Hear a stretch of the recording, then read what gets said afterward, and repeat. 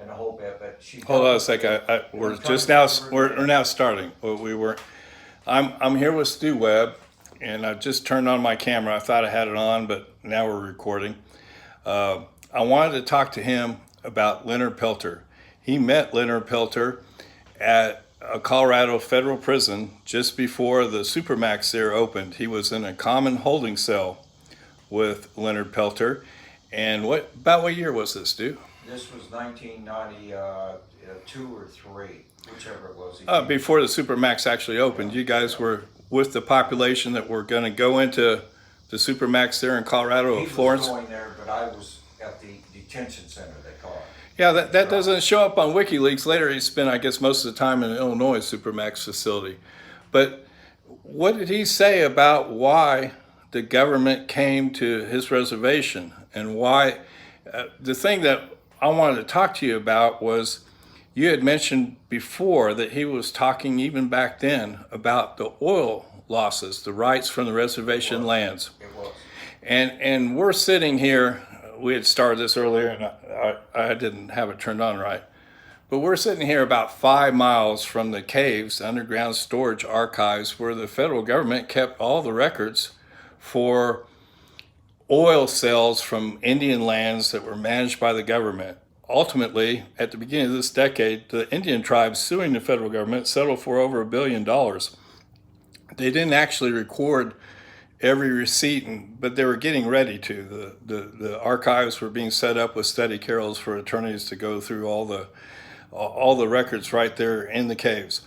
But the people that profited from taking the oil and reselling it, we know if you look into the America's political scene and who creates and funds think tanks and set policy, they were able to keep all that money, and the taxpayer, you and me, had to pay for what they stole from the Indian tribes.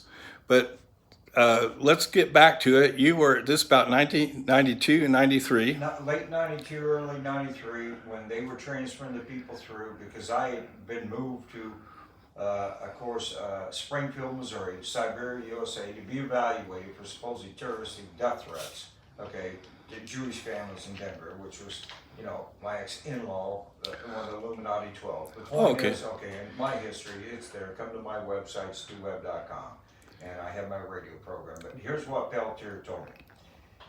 If everybody remembers the movie Billy Jack, they made the movie after Peltier. That's who he was, Billy Jack. But the problem was, here's what the deal was. The movie was all twisted. He never got any rights out of it, I don't believe, or anything like that. But the Billy Jack movie was basically about Peltier. Peltier was one of the Indians on the reservation up North Dakota, wherever it was. And what they were doing is there were FBI agents who were assigned to monitor the oil that was coming off the Indian reservations, because they had the meters on the pipeline, okay, that was pulling it up out. Those FBI agents were going in and changing the meter for Daddy Bush while he was stealing, and the others that were stealing the oil off the Indian reservation. So what they did is Peltier went to another segment of the FBI, a different office in another state, along with a couple other people, and they filed a formal complaint and the whole bit. So the FBI was investigating their own people. Their people that was investigating the bad guys, the good guys, got killed by the bad guys, so they blamed it on Peltier and two other people. Now that's real interesting, because Peltier was convicted of murdering 2 FBI agents in 1977, and there's no evidence that ties him to a crime. They claim that there was a M16 cartridge, government issue kind of stuff.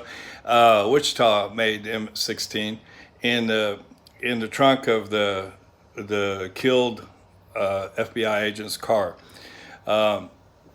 Reason why this sticks in my mind is later I was in Wichita for about better part of 18 years on and off in a guard infantry unit, and I remember it would have been in the early 80s. That was the post-Vietnam War era. Very few people wanted to be in the military. But if you were an American Indian young man you served. It was part of their culture. I'm surprised. We've always been indebted to them. But we had some young Indians that grew up not too far from where I was born, down in Oklahoma, on a reservation. And when they heard that what was happening at Wounded Knee, whatever they called the confrontation was happening, it was nothing for them. As young teenagers, they hopped in a car with their hunting rifles and they drove up to the reservation up there to help the American Indian movement.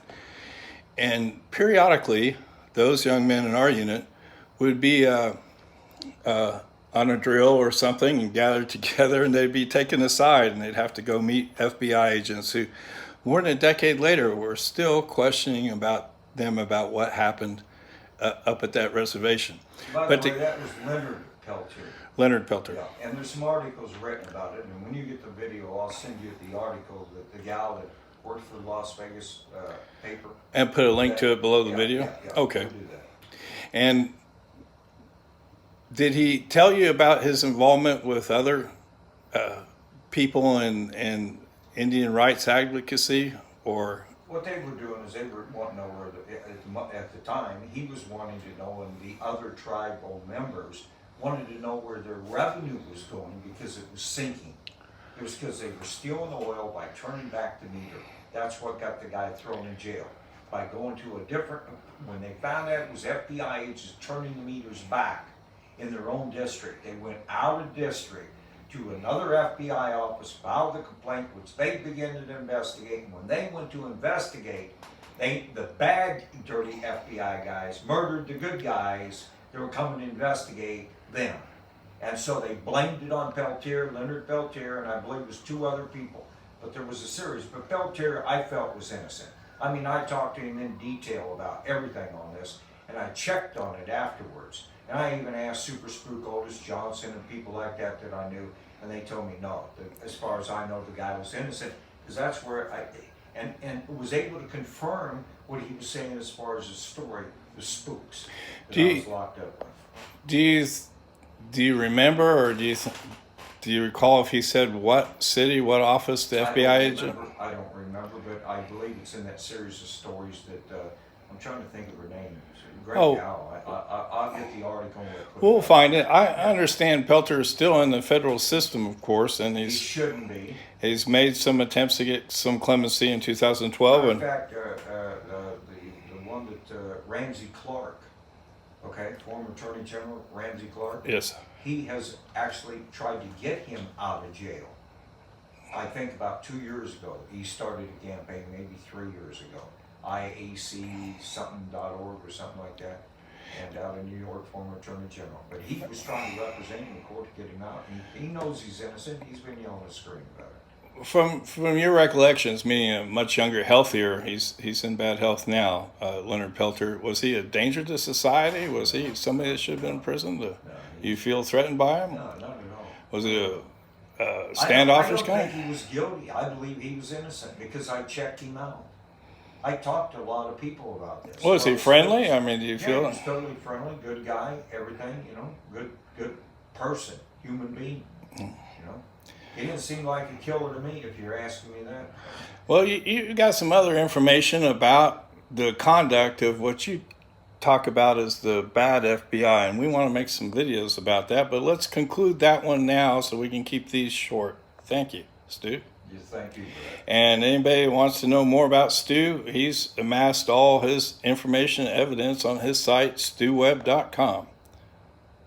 And you have to use